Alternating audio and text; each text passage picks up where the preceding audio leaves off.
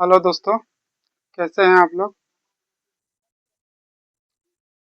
आशा करते हैं कि आप लोग अच्छे ही होंगे। तो कल का टॉपिक में हम लोग एंडोप्लाज्मिक रेटिकुलम के बारे में चर्चा किए थे, जिनमें एंडोप्लाज्मिक रेटिकुलम के बारे में बताए थे। एंडोप्लाज्मिक रेटिकुलम दो प्रकार के होते हैं। उनको हम कल का वीडियो में हम चर्चा नहीं किए थे, क्योंकि वीडियो ज़्यादा लंबा होने के बाद देखने में बोरिंग फीलिंग होने लगता है। इसलिए हम छोटा छोटा टॉपिक बना के हम वीडियो को रिकॉर्ड करके डालते हैं। ठीक है, तो कल हम लोग पढ़ लेते अंतर अंतर द्रव्य जालिका एंडोप्लाज्मिक रेटिकुलम। एंडोप्लाज्मिक रेटिकुलम जो है महीन नलिका का एक जाल के रूप में होता है।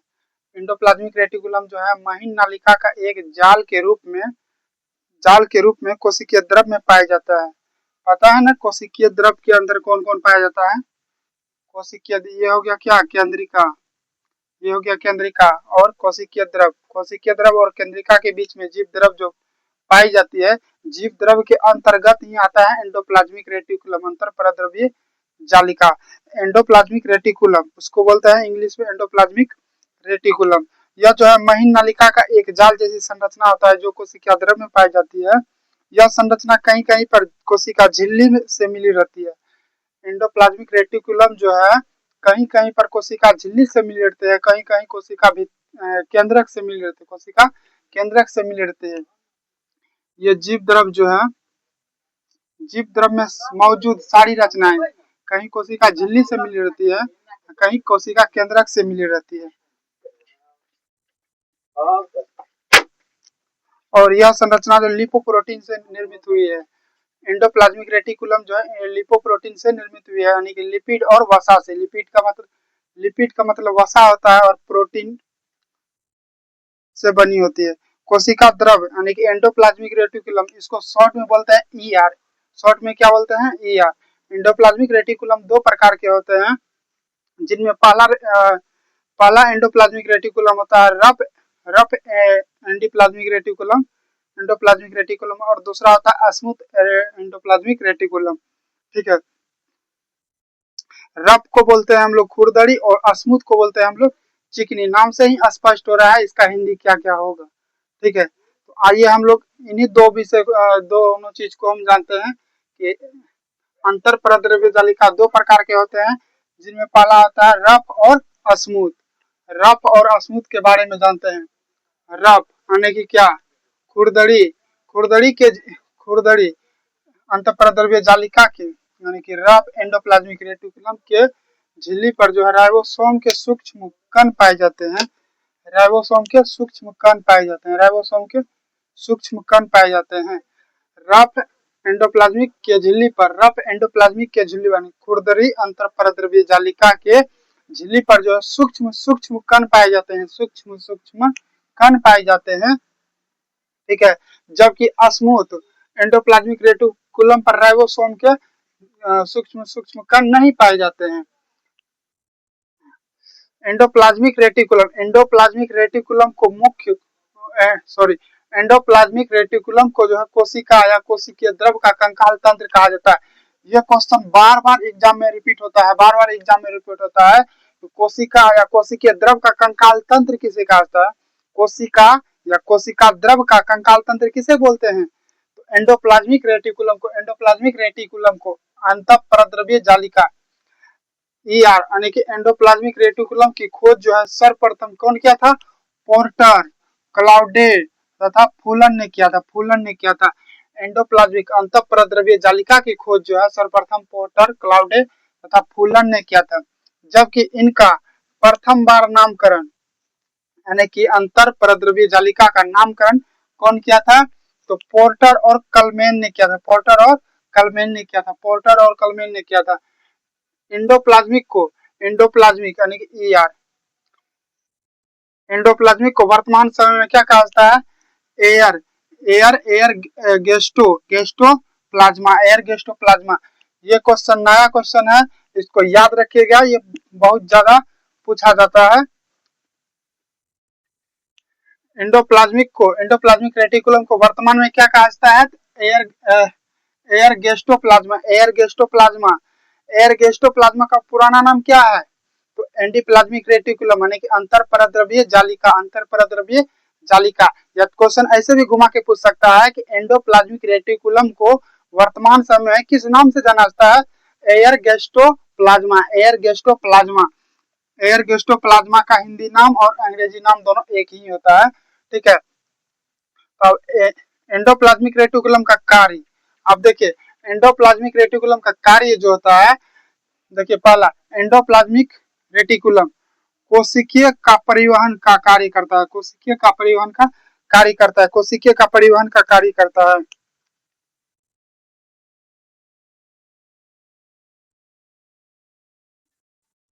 ठीक। एंडोप्लाज्मिक जो है, एंडोप्लाज्मिक रेटिकुलम जो है कोशिकीय परिवहन का कार्य करता है। एंडोप्लाज्मिक रेटिकुलम, एंडोप्लाज्मिक रेटिकुलम के नली में जो है तरल द्रव भरा रहता है।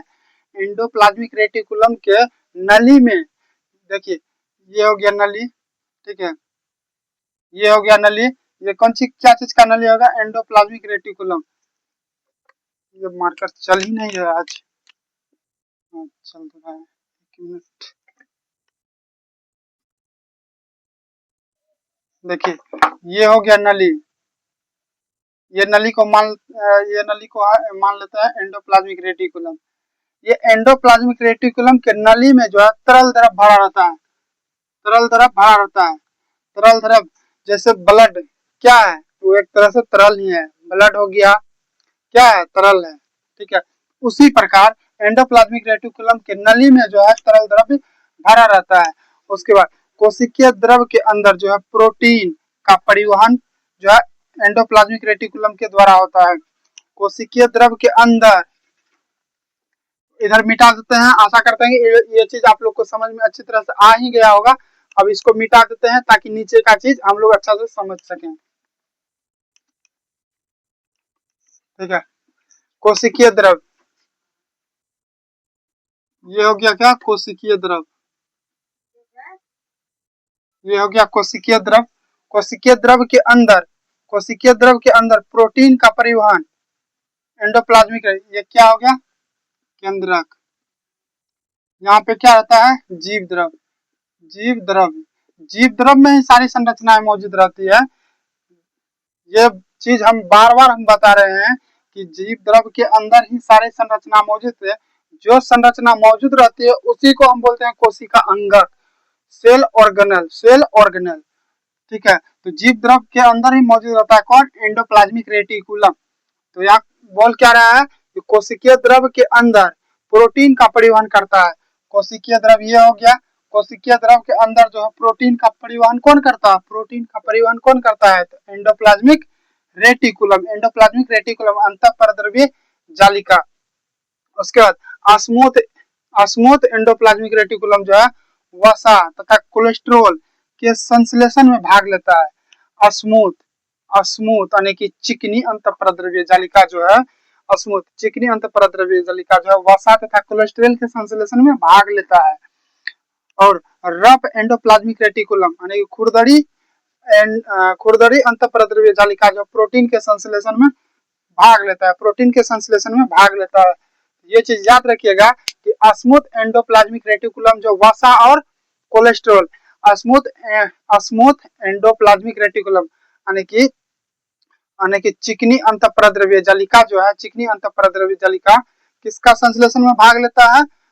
कोलेस्ट्रॉल, वसा और कोलेस्ट्रॉल, वसा और कोलेस्ट्रॉल, वसा और कोलेस्ट्रॉल, कोलेस्ट्रॉल। चिकनी अंतःपरद्रव्य जालिका जो वसा और कोलेस्ट्रॉल के संश्लेषण में भाग लेता है। वहीं पे खुरदरी अंतःपरद्रव्य जालिका जो है, खुरदरी अंतःपरद्रव्य जालिका जो सिर्फ प्रोटीन, सिर्फ प्रोटीन, प्रोटीन के संश्लेषण में भाग लेता है। और थोड़ा सा बचा हुआ है और देखते हैं इसको। उसके बाद जो डाउट है पीछे का, कुछ भाई लोग कमेंट किए थे उनको हम बताएंगे। मेरे द्वारा कोशिश इतना ही रहता है कि आप लोग को डाउट में नहीं रखें।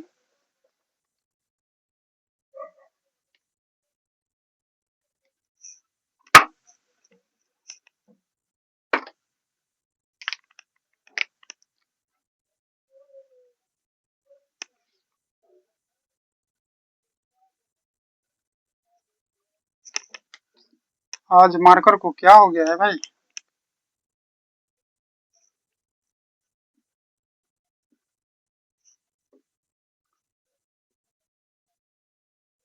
Endoplasmic reticulum. एंडोप्लाज्मिक रेटिकुलम जो है उन कोशिकाओं में अधिक पाई जाती है। एंडोप्लाज्मिक रेटिकुलम जो है उन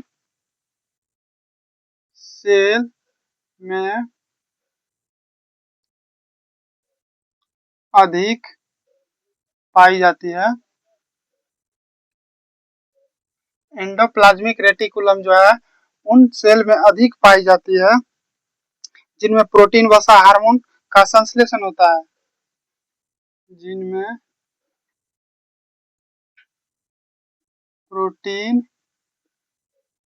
फैट, प्रोटीन समझिएगा। प्रोटीन को हिंदी में प्रोटीन ही बोलते हैं, फैट को हम लोग बोलते हैं क्या, वसा। वसा के कारण ही मनुष्य का शरीर में मोटाई का लक्षण दिखाई देता है। अगर शरीर में वसा नहीं रहेगा ना तो शरीर का जो मोटाई विकसित नहीं होगा।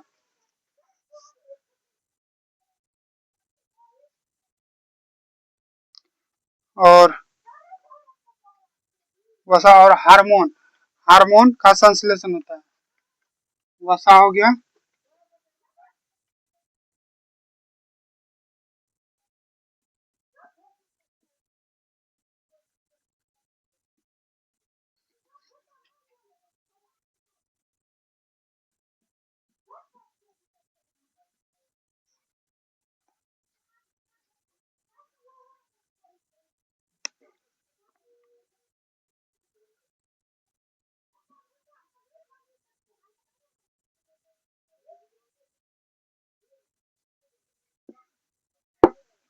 एंडोप्लाज्मिक रेटिकुलम जो है उन कोशिका में अधिक पाई जाती है जिनमें प्रोटीन, वसा, हार्मोन का संश्लेषण होता है। जैसे एग्जाम्पल में हम लोग समझते हैं, मनुष्य क्या हो गया, यकृत। मनुष्य क्या हो गया, यकृत। अग्नाशय के कोशिकाओं में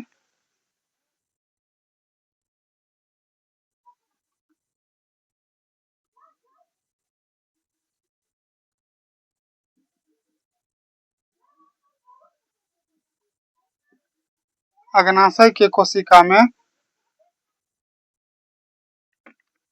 एंडोप्लाज्मिक रेटिकुलम की संख्या सबसे अधिक होती है।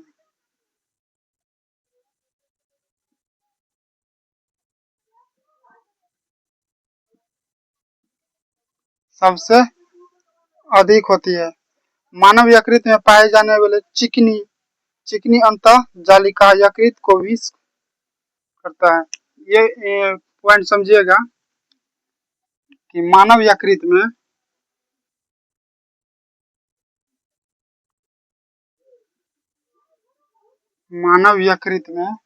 पाए जाने वाले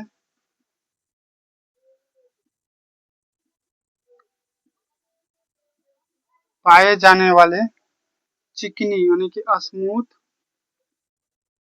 एंडोप्लाज्मिक रेटिकुलम यकृत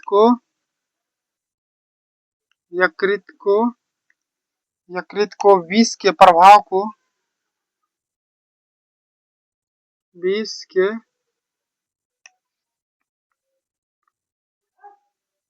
को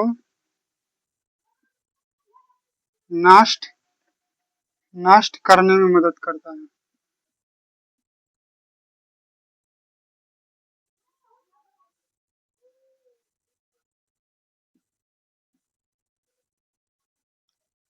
बस इतना ही है हमारे एंडोप्लाज्मिक रेटिकुलम के बारे में, इतना ही जानकारी हम बताएं। ठीक है, आइए फिर से एक बार समझते हैं। एंडोप्लाज्मिक रेटिकुलम अंतः प्रद्रव्य जालिका उन कोशिका, इंग्लिश में इसको बोलते हैं सेल और हिंदी में बोलते हैं कोशिका, सेल में अधिक पाई जाती है जिनमें प्रोटीन हो गया, फैट हो गया, हार्मोन का संश्लेषण होता है। जैसे मनुष्य के यकृत हो गया, अग्नाशय के कोशिका में एंडोप्लाज्मिक रेटिकुलम की संख्या सबसे अधिक होती है। क्वेश्चन इस तरह से घुमा के पूछ सकता है कि कोशिका में एंडोप्लाज्मिक रेटिकुलम की संख्या सबसे अधिक होती है, डॉट डॉट दे देगा या बोल देगा इस तरह से, निम्नलिखित में से कोशिका में एंडोप्लाज्मिक रेटिकुलम या अंतःपरद्रव्यीय जालिका की संख्या सबसे अधिक होती है, तो किस में होती है? अग्नाशय में, मनुष्य के यकृत में। और दूसरा पॉइंट है, मानव यकृत में पाए जाने वाले स्मूथ एंडोप्लाज्मिक रेटिकुलम यकृत को विष के प्रभाव को नष्ट करने में मदद करता है। ये क्वेश्चन अच्छे से समझिएगा। मानव का यकृत, जिसको हम लोग दिल बोलते हैं, मानव का यकृत जिसको हम लोग दिल बोलते हैं, दिल एक ये प्रकार का भी होता है और एक होता है यकृत। यकृत जो है मानव शरीर की सबसे बड़ी ग्रंथि है। यकृत जो है मानव शरीर की सबसे ग्रंथि है, बड़ी ग्रंथि है। यकृत को क्या क्या बोलते हैं? यकृत को हम लोग लीवर बोलते हैं। यकृत और लीवर एक ही चीज है। यकृत और लीवर एक ही चीज है। आगे का टॉपिक में हम लोग जानेंगे मानव शरीर की संरचना के बारे में। यकृत कहाँ पे रहता है, हृदय कहाँ पे रहता है, फेफड़ा कहाँ पे रहता है, और सभी चीज के बारे में हम लोग पूरा डिटेल से जानेंगे। अभी फिलहाल में इतना ही समझते हैं कि मानव यकृत में पाए जाने वाले स्मूथ एंडोप्लाज्मिक रेटिकुलम जो है, स्मूथ एंडोप्लाज्मिक रेटिकुलम यकृत को विष के प्रभाव को नष्ट करता है, विष के प्रभाव को नष्ट कर देता है। स्मूथ एंडोप्लाज्मिक रेटिकुलम जो है यकृत को विष के प्रभाव को नष्ट कर देते हैं। तो आज का टॉपिक इतना ही रहने देते हैं, फिर मिलते हैं हम लोग नेक्स्ट वीडियो में। और एक चीज आप लोग को बताना है, थोड़ा गौर से सुनिएगा। अभी तो फिलहाल में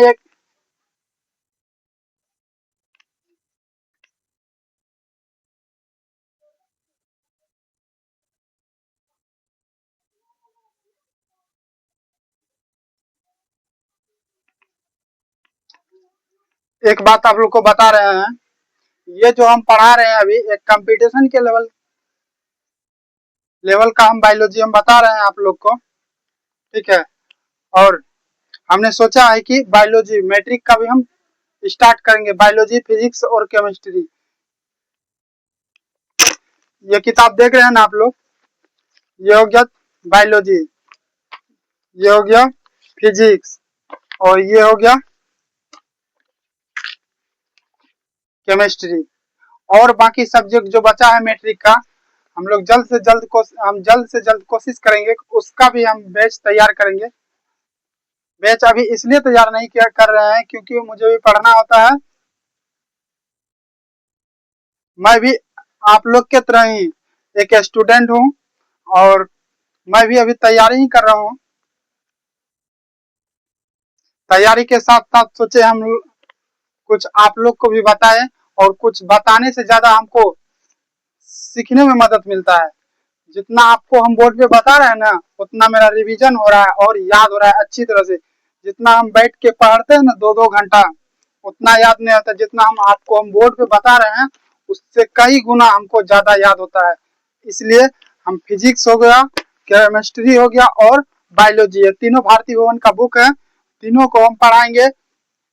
सप्ताह में 7 दिन होता है, जिसमें 6 दिन ही पढ़ाएंगे, एक दिन हम छुट्टी रखेंगे, जिसमें 2 दिन फिजिक्स को पढ़ाएंगे, 2 दिन बायोलॉजी को पढ़ाएंगे और 2 दिन हम केमिस्ट्री को पढ़ाएंगे। चलिए आज का टॉपिक रहने देते हैं इतना, फिर मिलते हैं नेक्स्ट वीडियो में। जय हिंद आप सभी को।